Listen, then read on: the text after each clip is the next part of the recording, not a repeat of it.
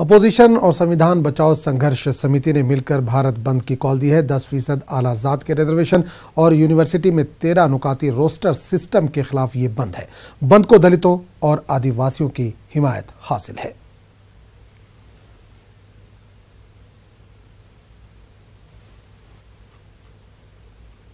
Rafale deal पर अपने फैसले पर नजरसानी की अर्जी पर सुप्रीम कोर्ट आज समाअत कर सकता है। फरीकों की अर्जियों को केस के लिस्टिंग के सिलसिले में इतला भी भेज दी गई थी।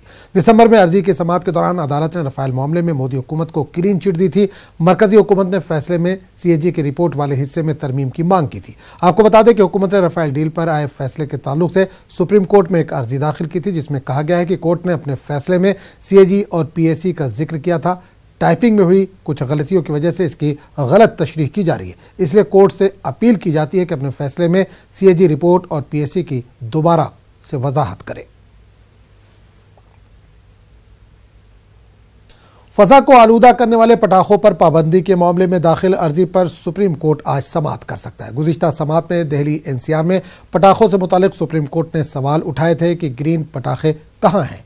गुज़िश्ता साल अगस्त में सुप्रीम कोर्ट की यकीन दहानी के बावजूद नेशनल इंजीनियरिंग रिसर्च इंस्टीट्यूट ने आतिशबाजी सनत को ग्रीन पटाखा फार्मूला सौंपने में ताखीर की, जिस पर कोर्ट ने नेशनल इंजीनियरिंग रिसर्च इंस्टीट्यूट को फटकार लगाई थी।